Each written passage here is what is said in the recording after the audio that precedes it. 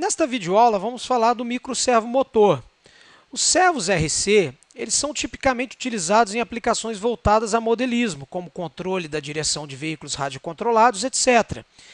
Ele pode ser facilmente controlado por um microcontrolador, pois sua eletrônica interna é capaz de converter um sinal com determinada largura de pulso, enviado pelo microcontrolador, em uma posição real, que é verificada através de um potenciômetro acoplado mecanicamente ao motor. Eles são divididos em 4 componentes distintos.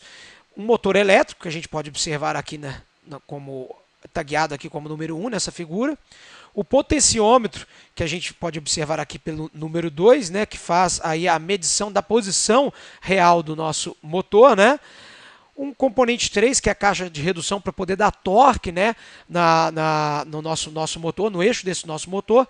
E o componente 4, que é o braço atuador. Aqui nós temos um exemplo de microservomotor que é utilizado aí na nossa placa de desenvolvimento e sua conexão aqui correta, a forma de se conectar ele ao nosso board.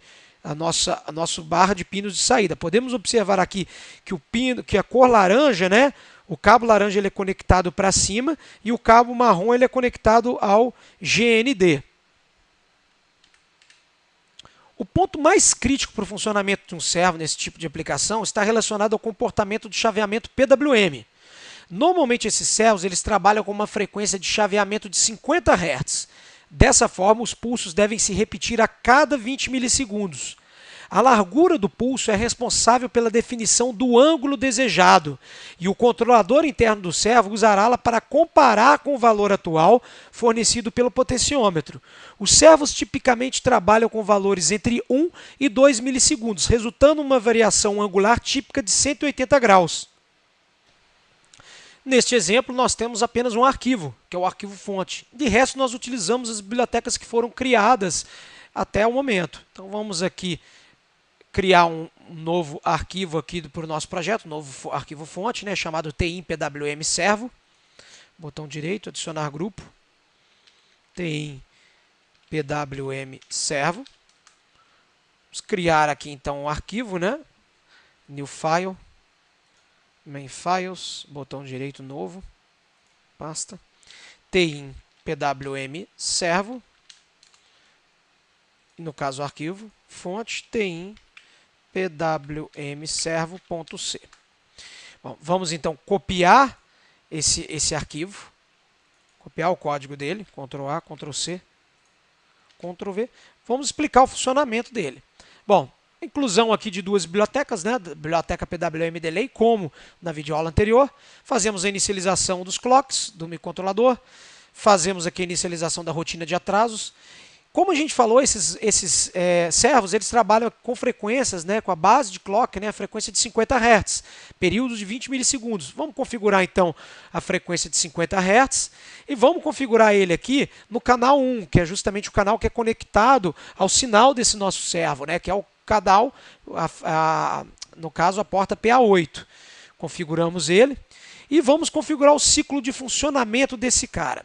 Então vamos inicialmente configurar ele para trabalhar num ângulo 0, né, um ângulo de 0 graus, que aqui é dado aproximadamente em 2,5% do nosso sinal PWM, né, com a frequência de 50 Hz. Vamos manter esse eixo em 0 graus por 2 segundos. Passado 2 segundos, nós vamos mandar ele para ir aproximadamente a metade da sua excursão máxima, ou seja, aproximadamente 90 graus, que é dado aqui aproximadamente pelo PWM trabalhando em 6,5%.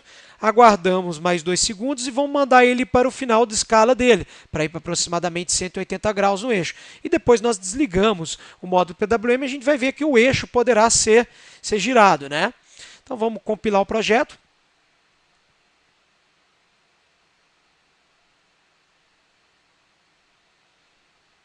Vamos transferir o código para o microcontrolador e vamos testar a nossa aplicação aqui, o funcionamento dela. Então vamos agora abrir o nosso vídeo. A gente pode observar o servo nessa posição. Agora ele se encontra desligado, a gente pode movimentar aqui o eixo dele completamente. Bom, como o programa foi transferido e ele já foi executado, nós vamos resetar o microcontrolador para ele retornar à execução. Vamos colocar o eixo numa posição qualquer aqui para a gente ver se ele vai voltar para a posição inicial, depois vai para 90 e depois finaliza em 180 graus. A gente vai dar um reset. A gente pode ver que ele voltou para a posição 0, 90 graus, e finaliza em 180 graus. E ele desliga após 2 segundos e nós podemos, então, mover o eixo dele naturalmente. Esse exemplo do servo motor. Obrigado, atenção de todos.